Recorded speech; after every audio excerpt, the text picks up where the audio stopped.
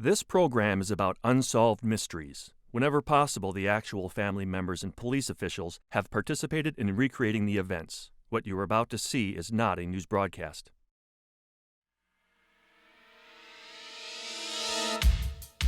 When Chad Langford, a 20-year-old Army MP, was found mortally wounded, a cap was stuffed in his mouth, a cord wrapped around his neck, and his ankles were bound. The Army believes Langford did these things to himself as a prelude to suicide. His family is convinced he was murdered. When Newell Sessions of Thermopolis, Wyoming, agreed to store an old footlocker for a friend, he got more than he bargained for: an unidentified human skeleton and a perplexing, unsolved mystery. In 1978, a police chief in Oklahoma was mortally wounded during a shootout with two armed robbers. 7 years later, his killer, David Gordon Smith, escaped from prison and vanished. For nearly 8 years, David Smith lived on the run, successfully eluding capture, until he was recognized by one of our viewers. Join me for this dramatic update and more on tonight's Unsolved Mysteries.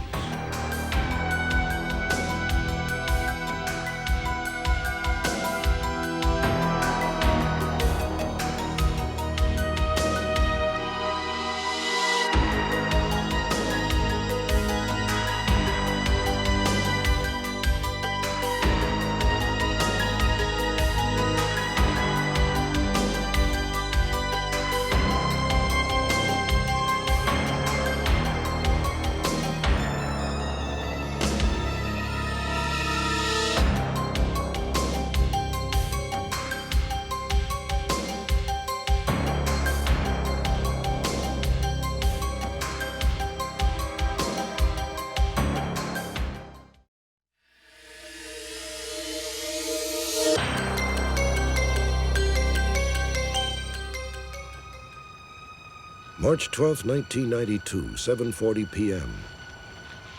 Along the deserted perimeter of Redstone Arsenal Army Base in Huntsville, Alabama, 20-year-old military policeman Chad Langford was completing what should have been a routine patrol.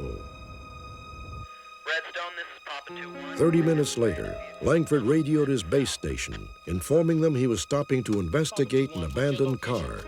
I'm on Patton South. Roger, send you 28.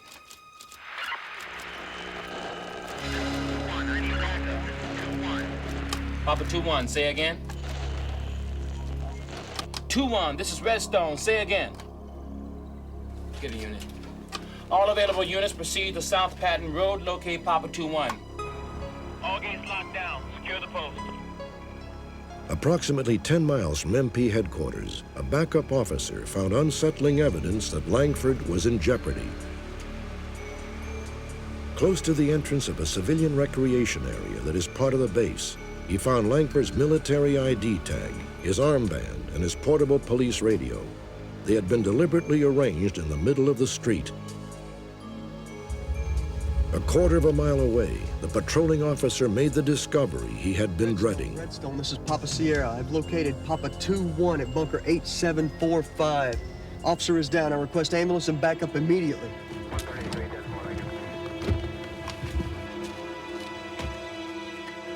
The officer was stunned by Langford's condition. The MP was bleeding from a head wound and breathing faintly. His cap had been stuffed into his mouth, and the cord from his radar unit had been wrapped around his neck. His pistol strap was tied around his ankles.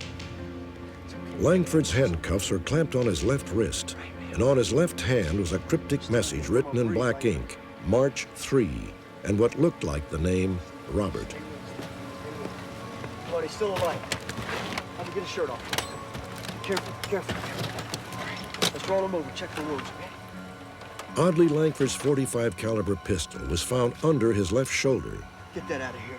Later examination would show 2 rounds had been fired, although it could not be determined whether one of them had hit Langford. Get an ambulance here ASAP. Go. Just hang in there, Langford. Come on, buddy. Chad Langford was rushed to Huntsville Hospital, where he died 2 hours later. Langford was 4 months shy of his 21st birthday. Chad Langford's family had assumed he was killed in the line of duty. They were shocked to learn that the Army apparently believed Chad had taken his own life. When I heard that, I was very upset about the whole thing. I know that my boy did not kill himself. There's no way.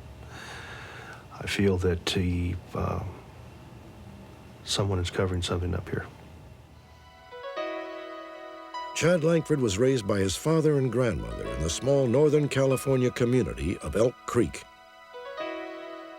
Chad joined the Army right out of high school and soon found himself with U.S. forces stationed in South Korea. There he earned several good conduct medals. At the conclusion of that tour of duty, he joined the military police at Redstone Arsenal in Alabama. According to his family, Chad loved Army life and planned to re-enlist. However, early in 1992, Chad's attitude suddenly changed. In January, he called me and told me that he'd been asked to do some undercover work. He called me 3 or 4 different times, and each time he gave me a little bit about his still working undercover, and sounded quite frustrated if you had said sometimes. Hi, Dad. How you doing? Yeah, okay, I guess. Listen, remember what I told you a few weeks ago about my new assignment? Well, it's getting pretty intense. I had asked him just exactly what he was working on, and he said, well, guns and drugs. And numerous times he told me, probably 2 or 3 times he told me that if he was found out that he was a dead man. I've been getting threats, phone calls and letters. No, I don't know who's sending them. I don't recognize his voice. I mean, it might be nothing, but I'm starting to get worried. I don't know what to do. That time I told him, I can't go. told him, Chad, you got to get out of this. For 2 weeks. And that he came back with, I can't get out of Knows it. what I'm doing. I can't get out of it dead. And I said, well, you got to get out of it Yeah. if it's Listen, I gotta go that home bad. to you right now. Okay. I will. Give my love to Grandma. Bye. When Jim Langford urged his son to talk to his undercover superior, Chad said he would not be able to for another 14 days. But in 14 days, Chad Langford was found bleeding from a fatal bullet wound to the head. The Army's Criminal Investigation Division, or CID, reviewed Chad Langford's death for 4 months. Their report stated that Langford had not been involved in any undercover narcotics work. The CID finding echoed the Army's preliminary judgment. Chad Langford had taken his own life. The report included what the CID called a psychological autopsy, a post-mortem evaluation of mental health. It described Langford as having serious, lifelong emotional problems.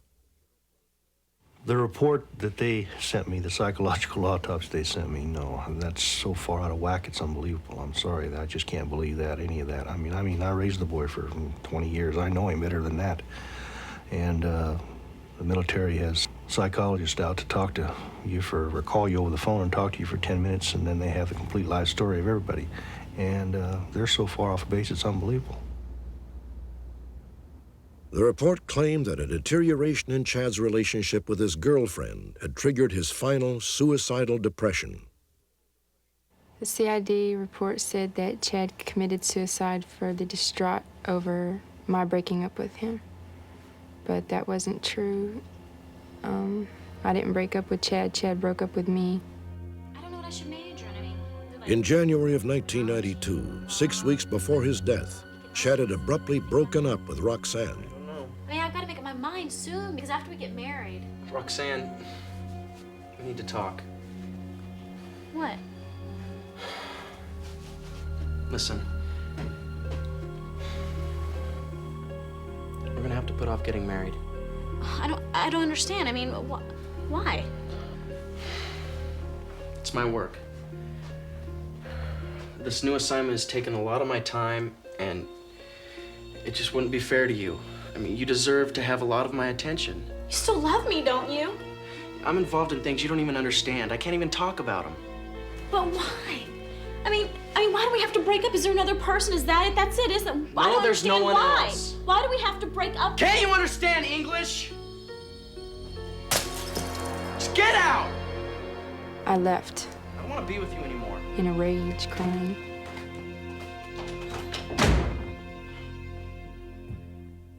I had a feeling that someone was telling him to break it off with me.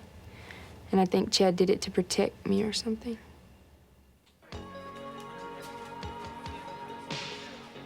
Roxanne saw Chad for the last time, 5 days before his death, at the base nightclub.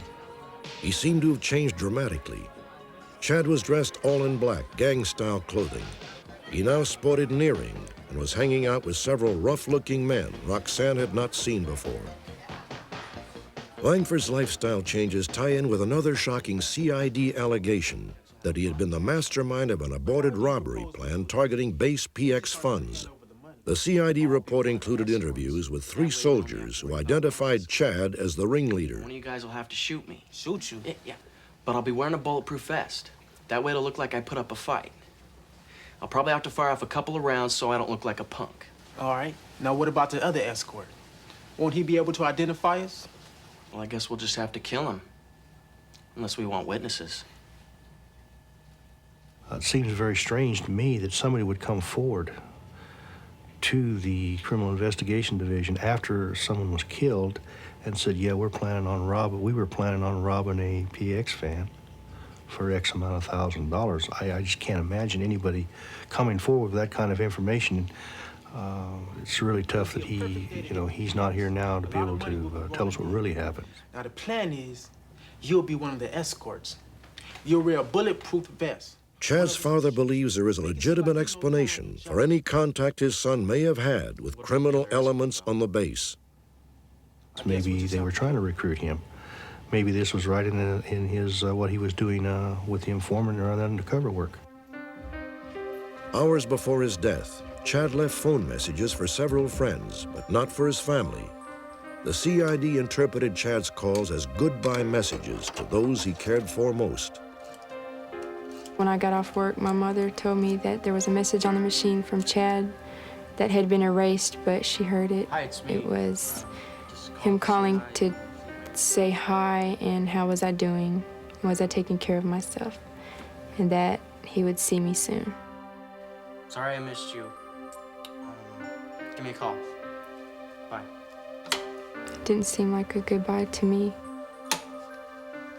Chad would have called me. I know he would have. He would have called me if something was to the point where, he was going to commit suicide. I know he would have.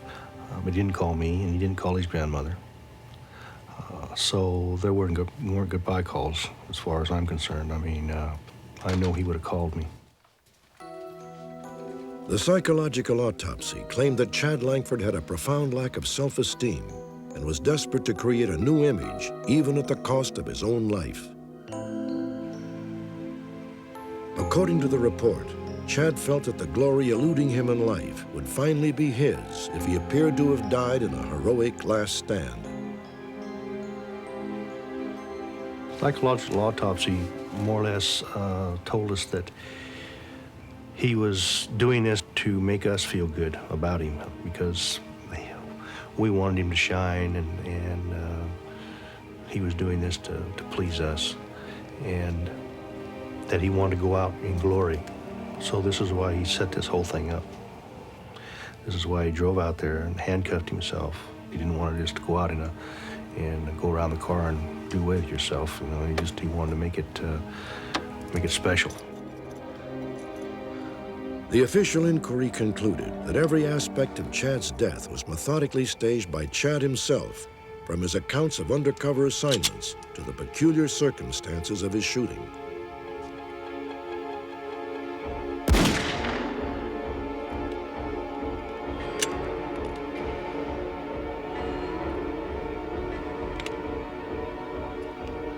Redstone, this is Papa 2-1. Have a stranded vehicle. I'm on Patton South. 2-1, what's your location? I'm on Patton South. Roger, send you 28. 2-1, say again. 1, this is Redstone, say again. All available units, proceed to South Patton Road and locate Papa 2-1. All gates locked down. Secure the post.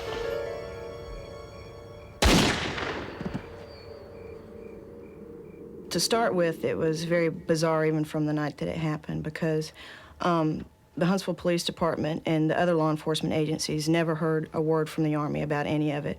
And generally when there's a police officer that's shot, I mean, there'll be a manhunt, you know, everywhere. And everybody was really baffled because they weren't getting any information about it. You take into consideration that he was tied with his own equipment, that it happened in a very remote area that with easy access to the civilian recreation area. Anybody could have gotten in and out there very, very easily. And then even before the Army ruled that it was suicide, there was just wild speculation as to what could have happened to him. People were saying espionage, drug deals, all kinds of things. Then it perpetuated itself as it went with the CID reports. According to Langford's family, even some of the evidence gathered from the death scene conflicts with the suicide finding. Investigators recovered two .45 caliber casings, but they found no bullets of any kind in or near the body. Without bullets, authorities were unable to determine what type of gun killed Langford. In addition, lab tests did not conclusively prove Langford had even fired a weapon, and there was never an explanation of how he came to be lying on top of his own gun. They also said there wasn't a struggle, but there was a struggle. I mean, there's no doubt about it. They found two buttons in the front seat of the car. And those two buttons were supposedly pulled off his uniform when the medics got there. This was their explanation to me that when they ripped open his shirt, both buttons flew in the front seat of the car. And that's completely impossible because I've reset that up and there's no way. From where he was laying and the side his buttons were on, his buttons would have went the other way. They wouldn't have went into the car.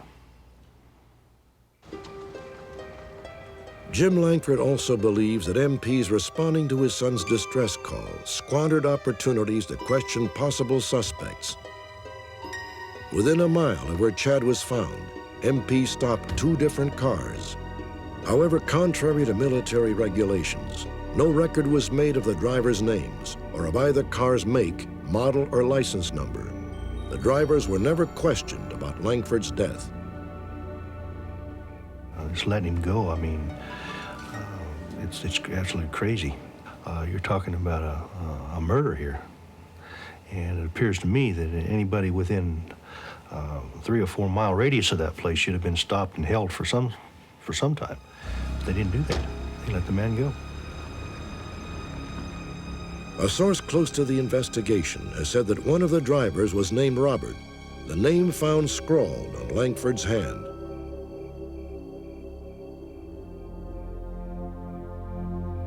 Those who believe Chad Langford was working undercover are convinced his sudden violent death was nothing less than murder.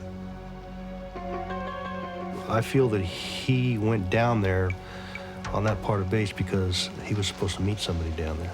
And when I talked to him on the first part of March, he told me he couldn't talk to his contact for at least 2 more weeks. And that was just about the same time he was supposed to talk to his contact. And he drove down at the end of that road down there, and there was a vehicle there, but he knew who was in that vehicle.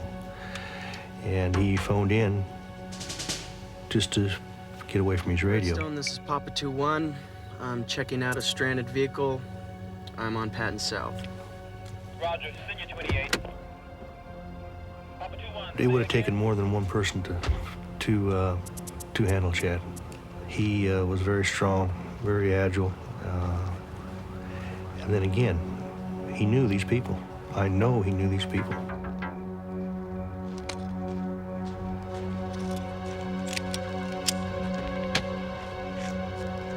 Redstone, this is Papa 2-1. I need backup now. This is Papa 2.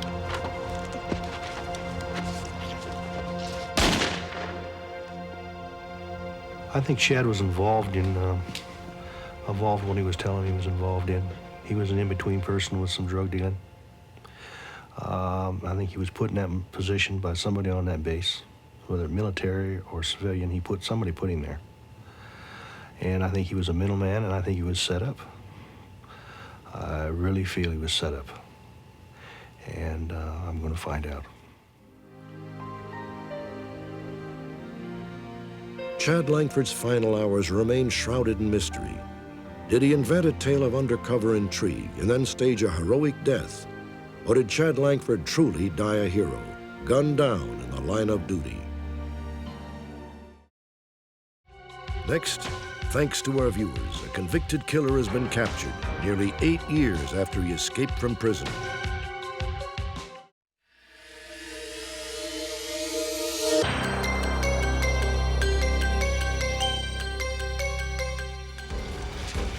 Just after 8 a.m. on September 1st, 1978, in Catoosa, Oklahoma, Police Chief J.B. Hamby responded to an emergency call from an auto license tag agency.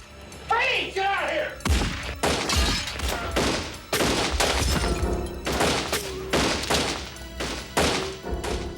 "20 rounds ricocheted through the small store in a matter of seconds. One robber was killed. The other was hit twice, but somehow managed to escape.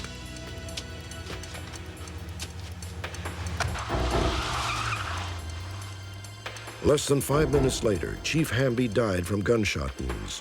He was a 24-year veteran of law enforcement and the only police officer in Catoosa. On June 15, 1979, the surviving gunman, 25-year-old David Gordon Smith, began serving a life sentence for the murder of J.B. Hamby. Open 43! Smith became a model prisoner and eventually achieved trustee status. 7 years after he murdered Chief Hamby, David Gordon Smith took advantage of his status to escape and to disappear. When we first aired this story last October, we received more than 75 leads, but none of them panned out. However, one thing we have learned on Unsolved Mysteries over the years is never to give up. The story aired again in March, and this time in a small South Dakota town the right viewer was watching. He called the local authorities, and they immediately contacted the FBI. One day following the airing of the David Gordon Smith case on Unsolved Mysteries, an anonymous tip was received giving us his location. He was working as a service manager at an automobile dealership in Spearfish, South Dakota. Agents of the FBI, local authorities in South Dakota went to his place of employment. He was arrested without incident, and he readily admitted his identity upon questioning. When David Gordon Smith is brought back to Oklahoma, he'll go immediately into our system. He'll be classified as a maximum security inmate, and because of his escape, he will be in our maximum security prison for a long time. There's a tremendous amount of relief. It was equivalent to a long-term gigantic debt being paid off.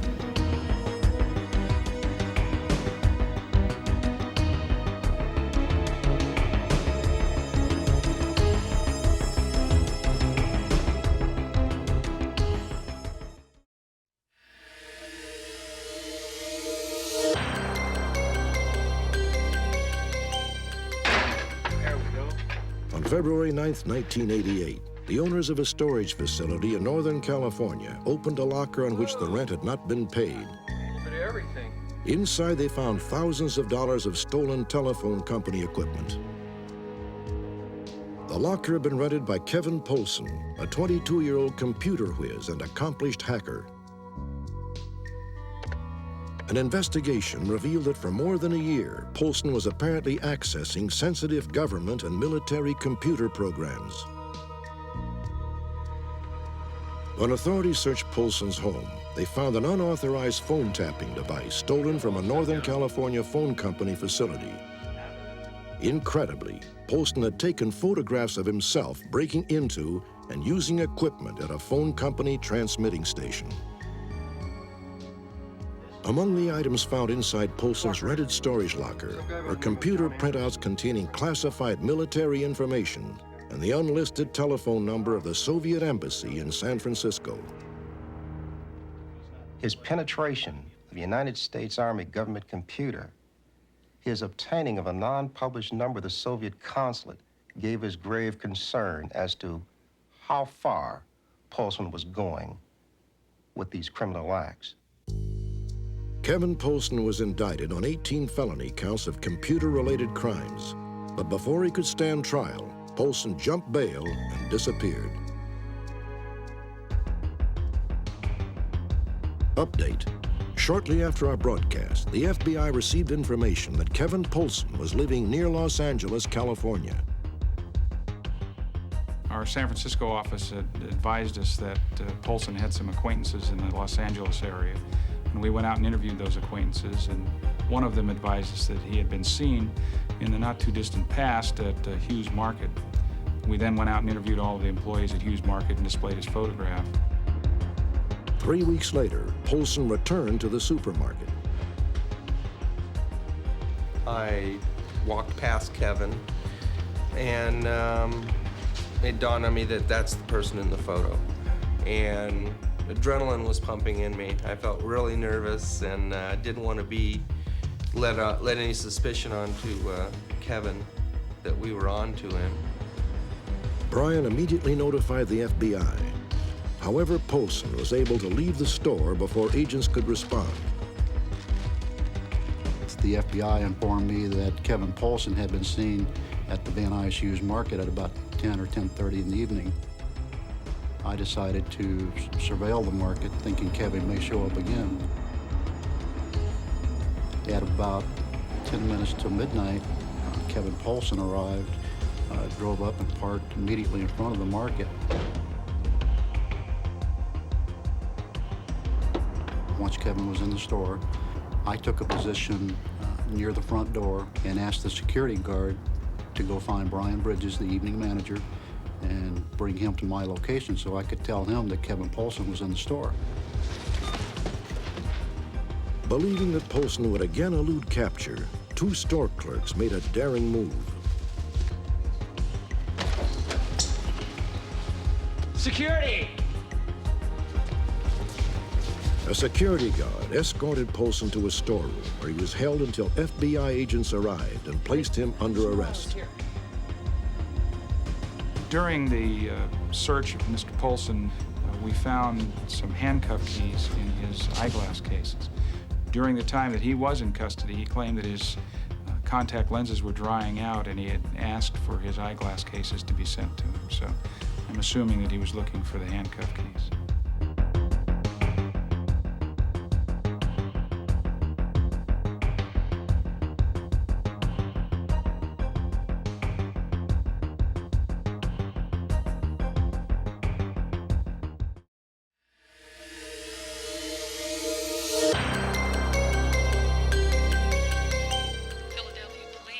In a city as large as Philadelphia, police operators receive literally thousands of reports every day regarding possible criminal activity.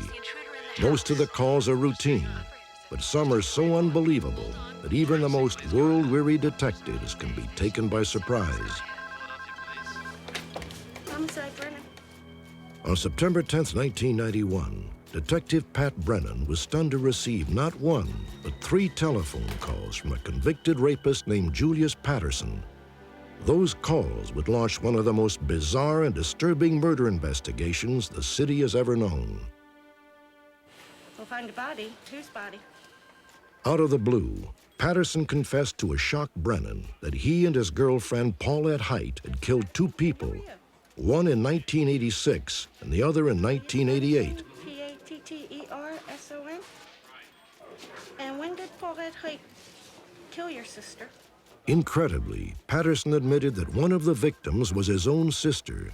He even revealed where her body could be found. A little bit more information from you. I'm going to need a date of birth, a social security number, where you're living. He was like a man on a mission. He was out to convince me and anyone else that would listen to him that what he had to say was real, and he was out to make the police act on it. With this urgency in his voice and the detail to what he was saying to us just made me feel that everything he was saying was the truth and would be founded. Detectives were immediately dispatched to the address Patterson had given. Yeah? Hi, ma'am. I'm sorry to bother you. We're from the police department. The current resident had lived there for several months and had a difficult time believing there might be a body in the basement. How do you know it was telling the truth? Well, we have to check it out, ma'am. It's probably just a crank call, hopefully. don't want to be here all night. Are you sure this is the right house? Yes, it is. Man? Patterson had told detectives to look for a discolored patch of cement. What are you going to do if you find anything? We probably won't. We'll have to check it out. There's the carpet. Okay. At the foot of the steps, under an old tattered carpet, they found an area which fit the description.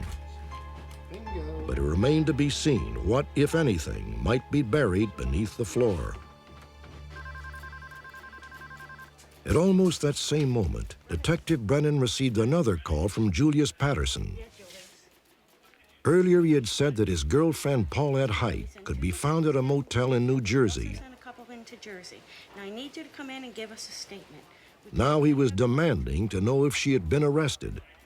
I don't know, they haven't called us back yet, but we need you. Once I confirmed for him that detectives were at the crime scene and that there were detectives en route to South Jersey, he stated he would call back. He hung up the phone and he never called back.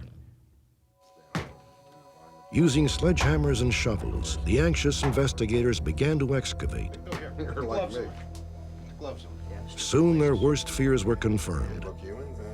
Yeah. Yeah, thank you. Get a body. Julius Patterson had been telling the truth. Over here. Let me get a shot. Yeah, we gotta get shot. How about a scale? Julius Patterson has to be the worst type of person possible. For somebody to want to kill your sister, it's just mind-boggling. Like I said, I've never seen that in my entire police career. Something that tragic, especially.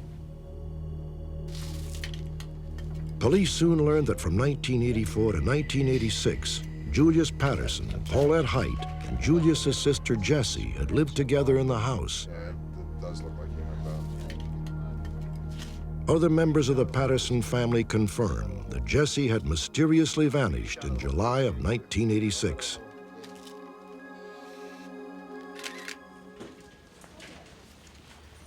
Testing later confirmed that the bones were the remains of Julius Patterson's 26-year-old sister, Jessie.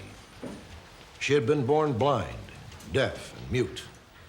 It is almost too horrible to imagine that her brother, who'd been entrusted with her care, had murdered her, apparently as part of a devious scheme to cash in on her Social Security benefits. But the investigation was just heating up. Julius Patterson had confessed to a second murder and had identified the victim as Gordy. Police eventually learned that during the 1980s, a man named Hall Luther Gordon, who suffered from Alzheimer's disease, had also been under the care of Julius Patterson and Paulette Height. Though unlicensed, Height made her living by providing home care for the elderly. She had met Gordon at a local boarding house. He was last seen in July of 1986. Around the same time, his two caretakers moved away from the neighborhood. If you look at both of the individuals, Hall Luther Gordon and Jessie Patterson, both of these people, for totally different reasons, were incapable of taking care of themselves and were completely at the mercy of the people that were entrusted with their care. Because someone took advantage of that situation, and that in itself is not that unusual, unfortunately, but the fact that they actually went on to kill them for no other reason than to increase their own wealth, yes, that did take a special significance for us. These pictures of Julius Patterson and Paulette Height were taken by a bank ATM camera in August and September of 1991. Authorities believe that over a 10-year period, the pair may have stolen as much as $150,000 from their victims. FBI agent Richard Kane and Detective Duzak traced the missing fugitives to a motel in South New Jersey. Got a photograph. Does this mean anything? They arrived only to discover that Patterson and Height had moved out the week before. I was here almost a year. We were able to track Paulette to another hotel down the road and found that she had stayed there for a night or two under an assumed name and had left there hurriedly, abandoning possessions. Julius Patterson and Paulette Height were last seen in Philadelphia in September of 1991. The couple robbed an old friend of the Patterson family at gunpoint and then promptly dropped from sight.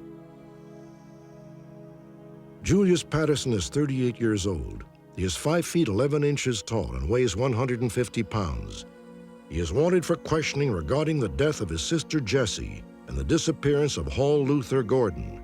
He is also wanted for armed robbery, assault, and parole violations. Paulette Height is 44 years old. She is 5 feet 3 inches tall and weighs 190 pounds. She uses the aliases Colette Hoop or Pauletta Price. She is wanted on charges of armed robbery and fraudulent receipt of Social Security payments. She is also wanted for questioning regarding Jesse Patterson and Hall Luther Gordon. Following our most recent broadcast of this story, a former employer of Paulette Height called our phone center to report that Height had been working in a fast food restaurant in Cliffside Park, New Jersey, under an assumed name. Here's what happened next, according to Philadelphia Police Lieutenant Joseph Whitty. It gave us a Social Security number she used, and the FBI tracked that Social Security number to a welfare recipient in New York City. FBI agents in the New York City Police Department staked out the location where she was to pick up her checks. At that time, both Julius Patterson and Paulette Height were apprehended. After the arrest, Julius Patterson led police to this empty warehouse in North Philadelphia, where he said he had left the partial remains of Hall Luther Gordon. Police records confirmed that some human bones had been found there in 1989. The police now believe that they were the remains of Hall Luther Gordon. 3 weeks later, Patterson led police back to the same area, claiming that he had buried yet another victim there. During the search, the unexpected happened. While behind the factory, he saw one of the detectives knocking him down, and then ran down the adjacent railroad tracks and jumped off a railroad trestle, which was about 10 feet tall, onto a street, and then made his escape. 3 days later, Julius Patterson was captured at an intersection in North Philadelphia. When he was apprehended, Patterson was standing at a bus stop wearing severed handcuffs concealed under a coat.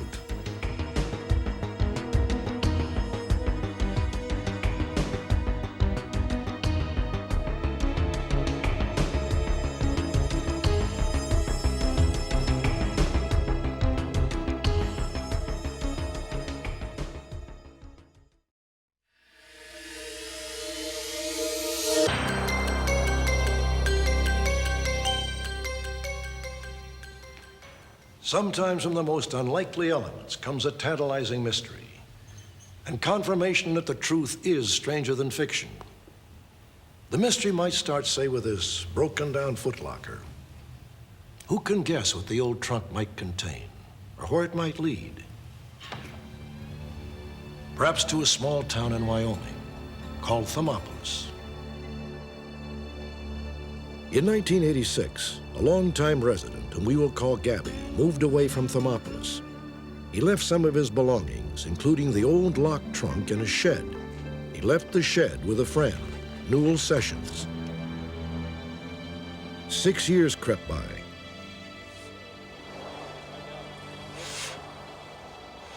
Finally, Newell couldn't stand the suspense another minute.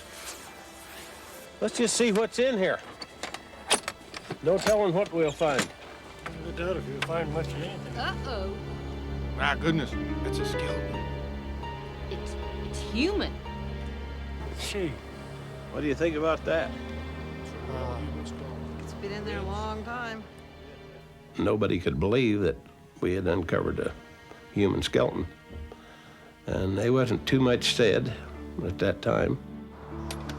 I think it was my wife asked me what we was going to do with it. And I said, I think that the best thing we could do with it would be to take it out here and dig a hole and give it a proper burial. Newell's wife put her foot down. She told him he had to call the sheriff. Before he did, though, Newell felt obliged to contact Gabby. Karen and the kids. Oh, they're just fine. So what's up? Well, you remember that shed you left up here? I sure do. You remember the footlocker that was in the shed?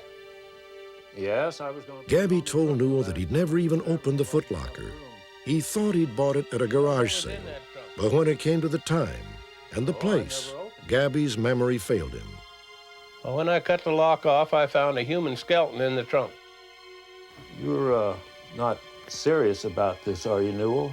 He acted probably as surprised as I did when I opened the trunk that he couldn't believe it. He thought I was kidding him. And I told him, no, I'm not kidding you. There is a human skeleton in there. Newell Sessions contacted John Lumley, the sheriff of Hot Springs County. Right from the start, Sheriff Lumley smelled a rat. Newell doesn't know much. He said Gabby doesn't know much. I've talked to a lot of people about this case, and everybody's said, almost 99.99% or more, that they would have opened it immediately upon purchasing it. They said if they went to a yard sale or garage sale, bought a trunk, that's half the excitement. It's like a Christmas present. Can't wait to get home to open it. I don't think my curiosity is any less than the others, although it apparently has a tendency to atrophy. Because I know I took the thing home, I didn't have a hacksaw, I was gonna cut the lock off. And that's a lot of work. 2 days later, another bombshell. X-rays revealed a bullet lodged in the skull. Now Sheriff Lumley thought he might have a murder case on his hands. He decided he'd better have a chat with Gabby. Where did you buy the trunk at, Gabby? Oh, I guess it was 73. Gabby was awfully vague about the details. He said he might have bought the trunk in Wyoming, or in Iowa, Illinois, or maybe Oklahoma. It might have been as early as 1973, but it might not have been. Gabby just couldn't be sure. I was trying to find furniture for the new place.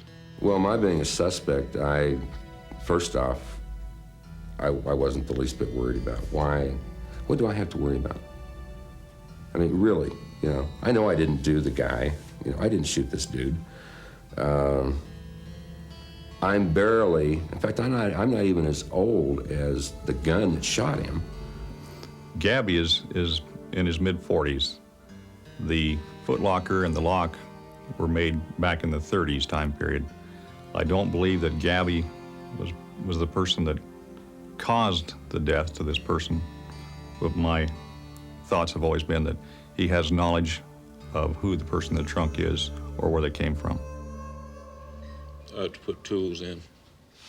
For the record, Gabby says he doesn't know one single thing about the bones in the footlocker, and at this point, he's a little irked by the whole mess. On March 31st, 1992, Sheriff Lumley turned the skeleton over to the Wyoming State Crime Lab in Cheyenne. Maybe the bones could tell him what Gabby couldn't. Boy, it sure doesn't look like there's any organization to these bones, are they? Not really. Okay, well, let's start laying it out. He was in his 50s to mid-60s, probably stood about 5'8", plus or minus an inch and a half, was a Caucasian male. The bullet was then turned over to our firearms examiner, who was able to identify it as coming from a .25 caliber weapon that was produced in the early 1900s, 1904, and then available in the United States about 1908. Oh, here's a plastic bag. Also in the trunk was a rotted plastic bag from a supermarket chain called Hy-Vee's. The bag with that particular logo was not manufactured until the early 1950s. It's like a potato sack. Investigators figured that the skeleton had been buried once, only to be dug up and crammed unceremoniously into the footlocker. In an effort to identify the victim, Sandra Mays fashioned a three-dimensional reconstruction in clay. The result is uncanny. Only the eyes and hair are guesswork. Otherwise, this should be a good likeness of the man who somehow got a bullet in his head sometime after 1908. Strangely, both of his lower leg bones and one hand were missing. On his rib cage, there were several nicks, which might have been made by bullets.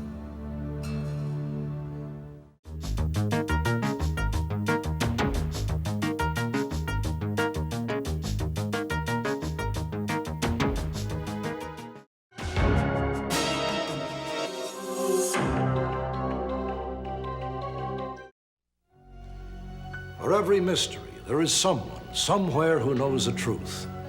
Join me next week for another edition of Unsolved Mysteries.